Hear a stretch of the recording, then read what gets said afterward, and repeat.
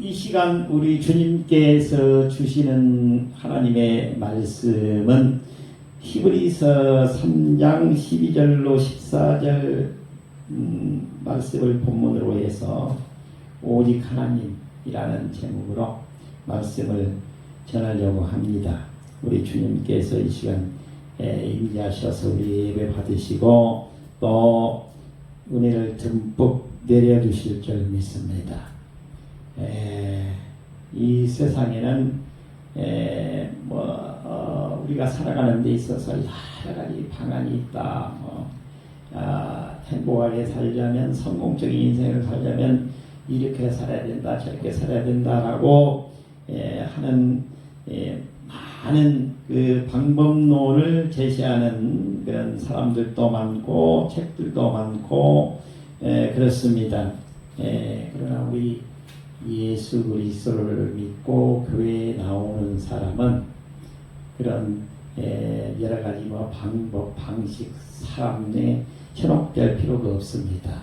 여러 가지 대안을 제시하고 있는 그런 것에 현혹되지 말고 오직 우리가 의지할 분은 예수 그리스도입니다. 예수 그리스도를 꼭 붙잡고 승리하는 인생을 살 수가 있는 것입니다. 오늘 주시는 말씀으로 오직 하나님, 오직 하나님은 성부, 성자, 성령 하나님을 의미하는 것입니다. 오직 하나님 한 분만을 굳게 붙잡고 멋지게 인생을 살아가시는 우리 성도님들이 되실 수 있기를 먼저 권면드립니다. 우리의 인생의 유일한 정답은 바로 하나님을 바라보는 것입니다. 예수 그리스도를 영접하는 것입니다. 성령 하나님의 인도를 받고 살아가는 삶이 되는 것입니다. 우리 주님께서 우리의 인생을 멋지게 인도하셔서 반드시 소망의 항구인 바로 천국에 우리를 들어갈 수 있도록 만들어 주실 것입니다. 우리 주님의 손을 잡고 멋지게 승리의 삶을 살아가실 수 있기를 권면해 드립니다. 첫 번째입니다. 첫 번째는 살아계신 하나님을 굳게 붙잡고 살아야 됩니다 라고 말씀을 주고 있습니다. 살아계신 하나님을 굳게 붙잡고 살아야 됩니다 라고 말씀하십니다. 12절을 읽어주시기 바랍니다.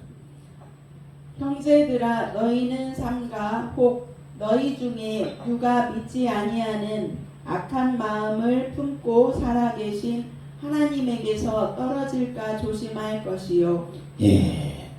우리 중에 이러한 대안이나 저러한 대안이나 우리를 행복하게 해줄 수 있는 것은 이러이러한 것이 있다. 그거 현혹되지 말라는 것입니다.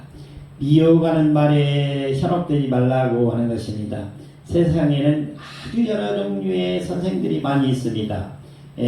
우리가 좋은 말로는 선생인데 나쁜 말로는 미혹자라고 합니다. 또 다른 말로 바꿔서 나쁜 선생님이라고 할 수 있습니다. 더 직접적으로 우리 기독교적인 관점에서 용어를 사용하는 사탄이라고 하는 것입니다. 마귀라고도 하고 사탄이라고도 하고 악령이라고도 하는 것입니다. 이 나쁜 선생들이 많이 있는 것입니다. 나쁜 선생님에게 현혹되면 안 되는 것입니다. 오직 살아계신 하나님, 살아계신 하나님을 우리는 굳게 붙잡고 살아가게 되면 우리 마음 속에서 악한 마음을 제거할 수가 있습니다. 세상에 근심, 걱정, 염려, 불안, 초조 다 몰아낼 수가 있습니다. 이 세상은 우리의 마음을 둘 데가 없습니다.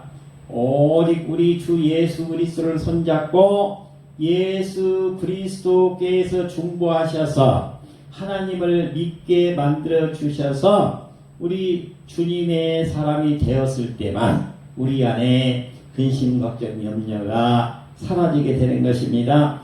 악한 마음, 돌같이 굳은 그 악한 마음이 스르르 녹아내려서 부드러운 사랑의 마음으로 바뀌는 것입니다. 우리 주님께서 우리의 마음을 바꿔주셔야 되는 것입니다. 예레미야서 17장 7절로 8절의 말씀입니다. 그러나 무릇 여호와를 의지하며 여호와를 의뢰하는 그 사람은 복을 받을 것이라. 그는 물가에 심어진 나무가 그 뿌리를 강변에 뻗치고 더위가 올지라도 두려워하지 아니하며 그 잎이 청청하며 가무는 해에도 걱정이 없고 결실이 그치지 아니함 같으니라. 우리가 세상을 보면은 어디서 어떻게 소출이 나가지고 또 올해 하루를 먹고 살고 한 달을 먹고 살고 1년을 먹고 살까, 앞으로 남아있는 인생을 어떻게 살아갈까. 특히 이 지역에 사셨던 우리 이 지역의 어르신들께서는 더 많이 그러셨을 것 같아요.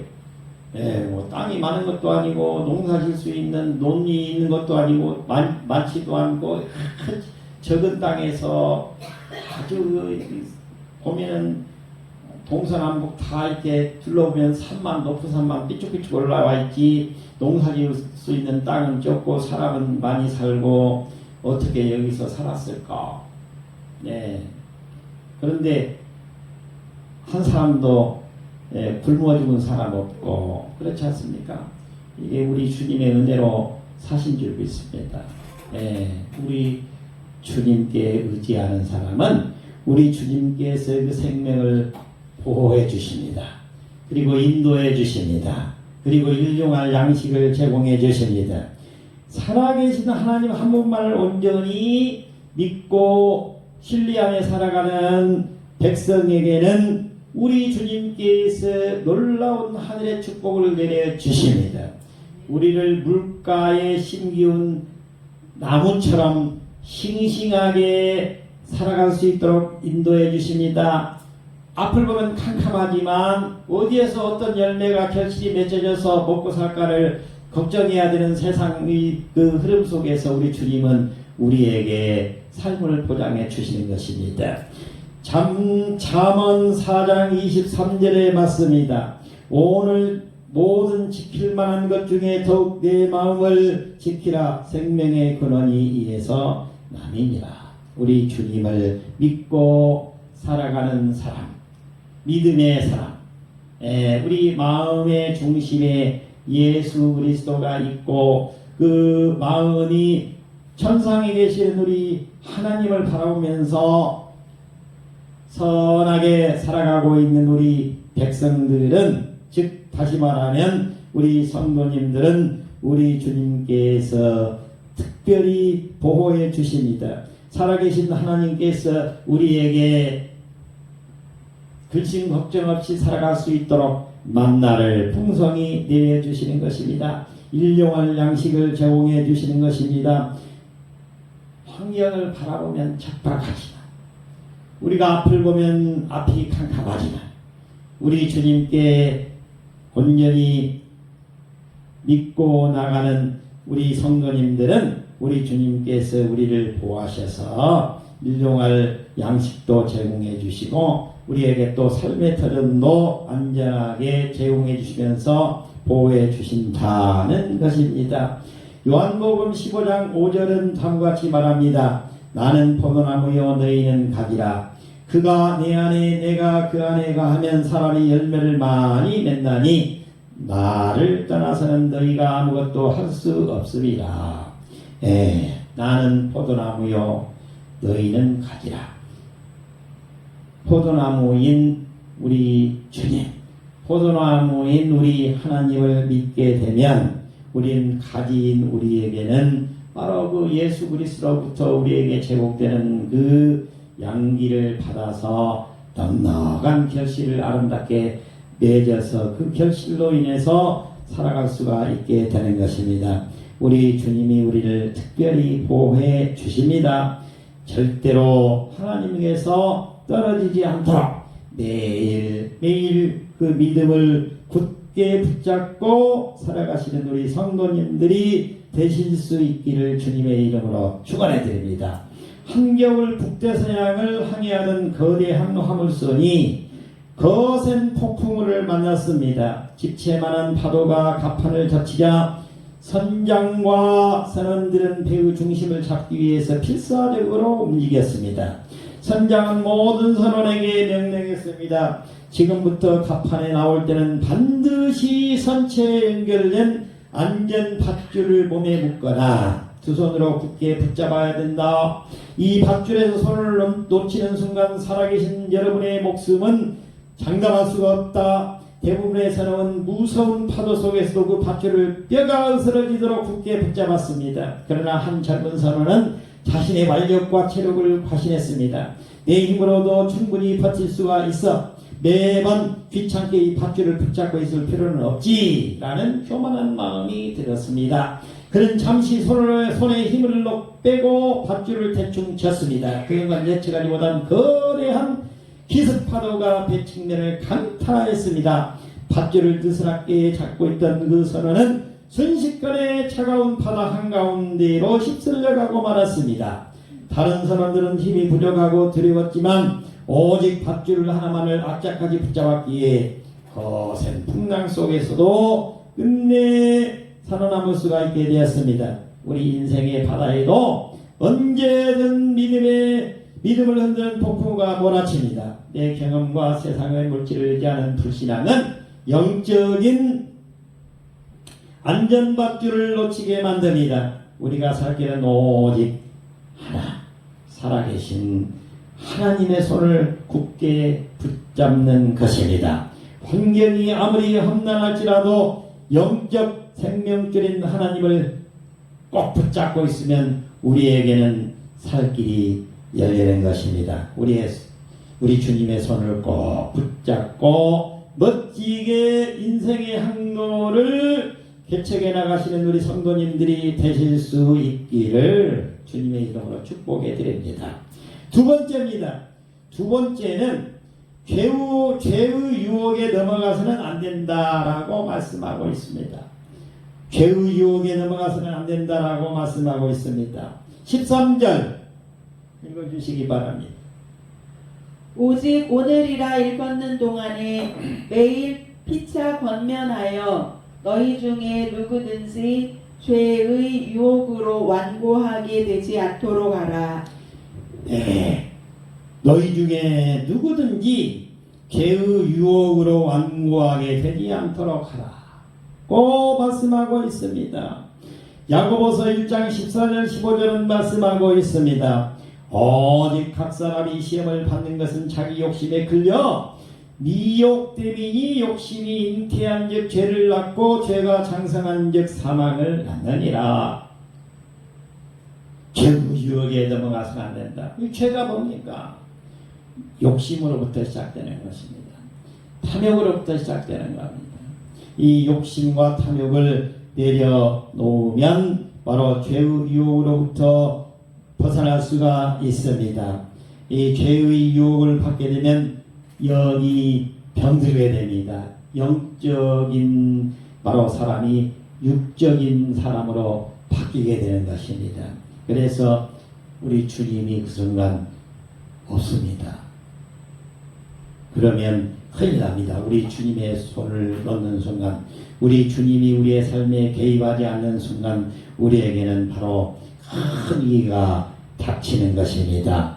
우리가 해야 될 일은 죄의 유혹, 다시 말하면 욕심을 내려놓는 것입니다.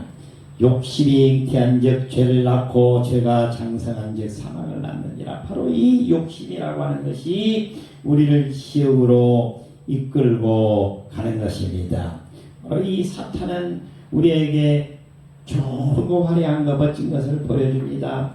그리고 미끼를 던집니다. 죄의 미끼를 던지는 것입니다. 그 물게 되는 순간 우리는 그 사슬에 얽매이게 됩니다. 그래서 결국에 지옥으로 나락으로 떨어지게 되고 마는 것입니다.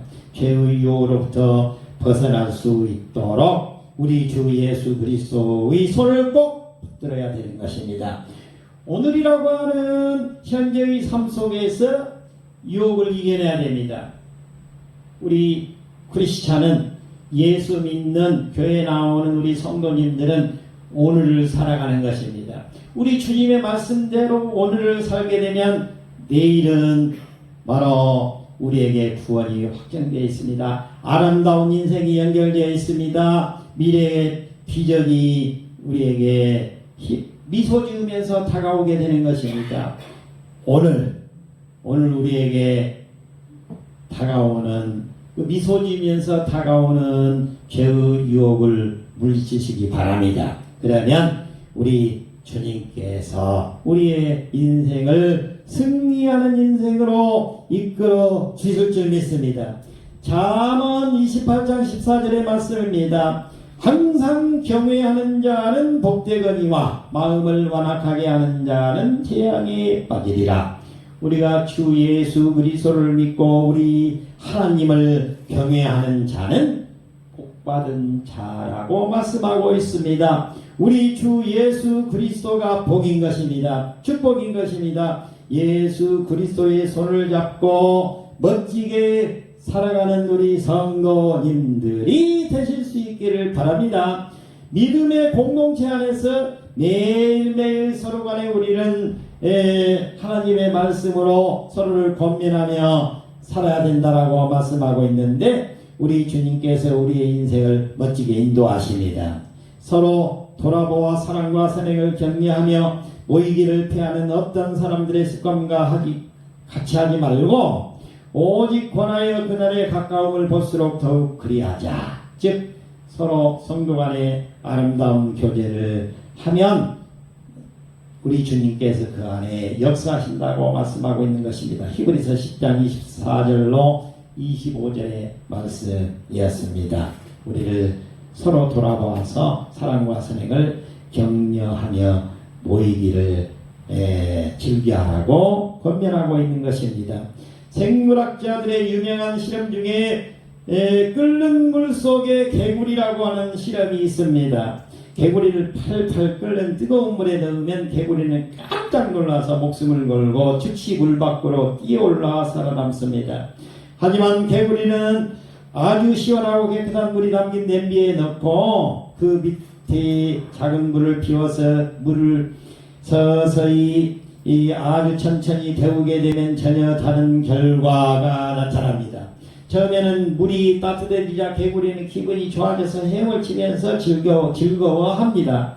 온도가 조금씩 더 올라가도 세포가 서서히 마비되기 때문에 자신이 휴가하고 있다는 사실을 전혀 눈치채지 못합니다. 결국 개구리는 물이 끓는 점에 도달할 때까지 냄비 안에서 행복해 하다가 도망칠 힘을 모두 잃어버리고 그 자리에서 삶아져서 죽고 맙니다. 미국의 한 목회자는 이 현상을 두고 죄의 유혹이라고 말했습니다. 죄의 유혹이 그렇다는 것입니다. 바로 개구리를 솥에 넣고 불을 서서히 가하게 되면 이제 기분이 좋아서 따뜻해지다가 춤도 추다가 간에서 즐기다가 죽고 만다는 것입니다. 이 죄의 유혹도 우리에게 그렇게 다가온다라고 말하고 있는 것입니다. 바로 서서히 그리고 달콤하게 죄는 우리에게 다가옵니다. 이 정도 작은 죄는 괜찮겠지, 남들도 다 이러고 사는데 뭐 어떠냐 라는 아니란 생각이 우리의 영혼을 서서히 마비시킵니다. 오늘은 뭐 이 정도 괜찮겠지, 오늘은 이 정도 하고 내일을 안 하면 되지, 그러면 안 된다는 것입니다. 우리 주님을 손잡고 살아가는 우리 성도들은 오늘 우리 주님의 말씀을 듣고 우리 주님의 손을 꼭 붙잡고 주님께서 주시는 이 말씀을 실천하면서 살아야 되는 것입니다. 그래야 죄의 유혹으로부터 벗어날 수 있다라고 말하는 것입니다. 바로 오늘 멋지게 우리 주님이 주신 말씀을 듣고 실천하면서 살아가심으로 모두가 다 죄의 유혹으로부터 벗어날 수 있는 성도님들이 되실 수 있기를 주님의 이름으로 축복해 드립니다. 마무리하겠습니다. 세 번째입니다. 세 번째는 예수 믿는 확신으로 살아야 된다라고 말씀하고 있습니다. 예수 믿는 확신으로 살아야 된다라고 말씀하고 있습니다. 14절을 읽어주시기 바랍니다. 우리가 시작할 때에 확신한 것을 끝까지 견고히 잡고 있으면 그리스도와 함께 참여한 자가 되리라.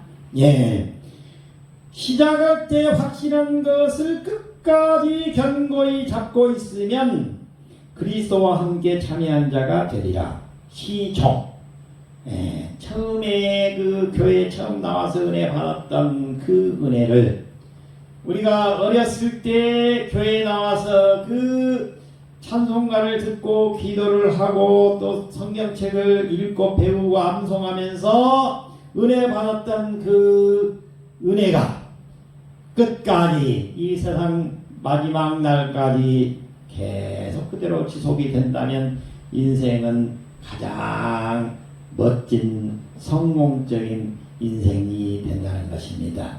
예, 모두가 다 그와 같은 처음 시작할 때의 그 확신한 것, 다시 말하면 처음 믿음이 변질되지 않고 끝까지 그 믿음을 그대로 유지하면서 우리 주 예수 그리스도의 손을 잡고 멋지게 천국으로 올라가는 삶을 살게 되면 우리 주님께서 기뻐하시면서 우리에게 듬뿍 천국의 선물을 내려주신다는 것입니다.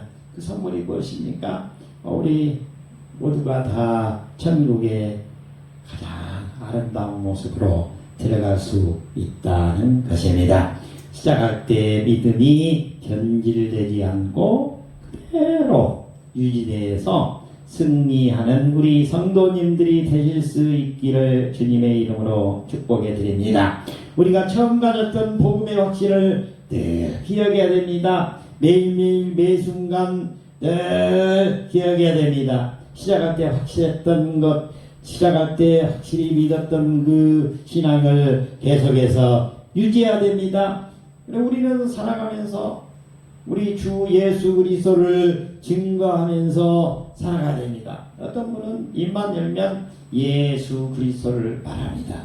우리 주님께서 그분을 축복하셨습니다. 그 자식을 축복하셨습니다.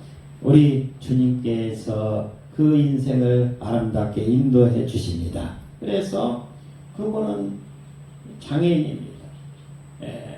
몸도 가누지를 못합니다. 어떻게 해야 될지도 모릅니다. 자, 그런데 우리 주님께서 그 사람의 믿음을 보시고 축복해 주셨습니다. 그 아들들 자손들이 다 장로님이 되고 권사님이 되고 다 또 목사님이 되고 신앙의 명가를 이루어서 우리 주 예수 그리스도를 증거하고 살아가고 있습니다. 믿음이 그 정도로 중요한 것입니다. 처음에 믿었던 그 믿음의 확신이 끝까지 유지될 수 있도록 변치 않는 신앙생활을 하실 수 있기를 주님의 이름으로 축복해 드립니다. 필립보서 1장 6절의 말씀입니다. 너희 안에서 착한 일을 시작하시니가 그리스도 예수 날까지 이루실 줄을 우리는 확신하노라. 우리가 믿었던 그 예수 그리스도를 꼭 붙잡고 바로 변치 않는 신앙을 가지고 살아가는 생활을 하게 되면 우리 주님께서 우리를 구원해 주신다라고 말씀하고 있습니다. 따라서 이 세상 사는 우리는 어떻게 살아야 될까요? 우리에게 다음과 같이 디모세 후서 4장 7절로 8절은 말씀하고 있습니다. 나는 선한 싸움을 싸우고 나로 달려갈 길을 마치고 믿음을 지켰으니 이제부로는 나를 위하여 의의 면류관이 예비되어 있으므로 주 곧 의로우신 재판장이 그날에 내게 주실 것이며 내게만 아니라 주의 나타나심을 사모하는 모든 자에게도니라. 믿음의 선한 싸움을 싸우고 나의 달려갈 그 멋진 신앙생활을 처음 믿었던 그 신앙이 변치 않고 믿음을 끝까지 지키게 되면 그때 이후로 우리 주님께서 의의 면류관을 바로 만들어 놓고 우리를 기다리고 계신다고 말씀하고 있는 것입니다. 천국에서 우리를 의의 면류관을 만들어 놓고 우리를 기다리신 것입니다. 다시 말하면 우리를 완전하게 구원시켜 주신다는 것입니다. 천국으로 우리를 우리 주님께서 인도하셔서 멋지게 천국에 입성해서 그곳에서 영생의 삶을 살 수 있도록 우리를 인도해 주시는 것입니다.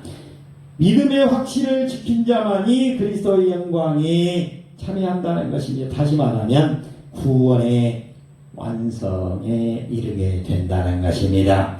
예수 그리스도와 함께 왕노릇하는 바로 하나님의 나라의 기업을 바로 받는다는 것입니다. 그런데 하나님의 나라의 기업을 영원히 받는 거예요.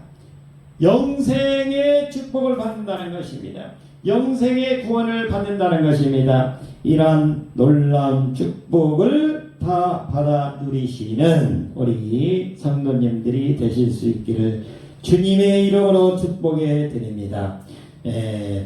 비행기를 조종하는 파일럿들이 훈련을 받을 때 가장 무섭게 교육받는 현상 중에 하나가 바로 비행 착각이라고 하는 것입니다.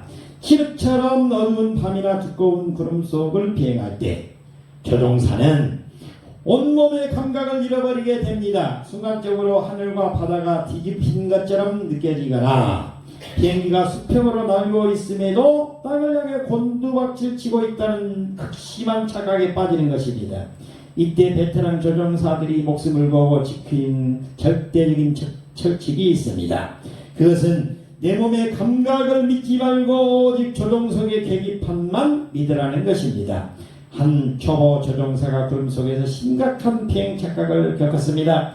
온몸의 세포는 비행기가 뒤집혔다고 소리치고 있었습니다. 두려움에 사로잡힌 그는 계기판이 고장났다고 확신했고 계기판의 지시를 무시한 채 자신의 감각대로 조종관을 돌려보냈습니다. 그러나 실제로는 정상적으로 날고 있던 비행기를 스스로 바다로 향해 처박은 꼴이 되었습니다. 비행기는 추락하고 말았습니다. 반면에 함께 훈련받고 있던 다른 조종사는 자신의 온 감각을 흔들리는 고통 속에서도 눈앞에 계기판을 끝까지 신뢰했습니다. 계기판은 틀리지 않는다는 확신을 품고 조종관을 견고히 잡은 채 구름을 뚫고 나왔을 때 그래야 맑게 개어있는 푸른 하늘과 안전한 항로가 눈앞에 펼쳐졌습니다.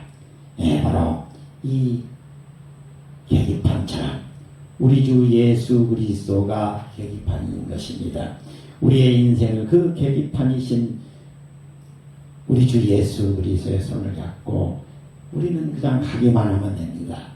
그러면 우리 주님께서 우리를 천국의 사다리에 올라타게 만들어서 천국으로 한 걸음 한 걸음 올라갈 수 있도록 만드는 것입니다. 그리고 안전하게 천국에 입성할 수 있도록 우리를 만들어 주시는 것입니다.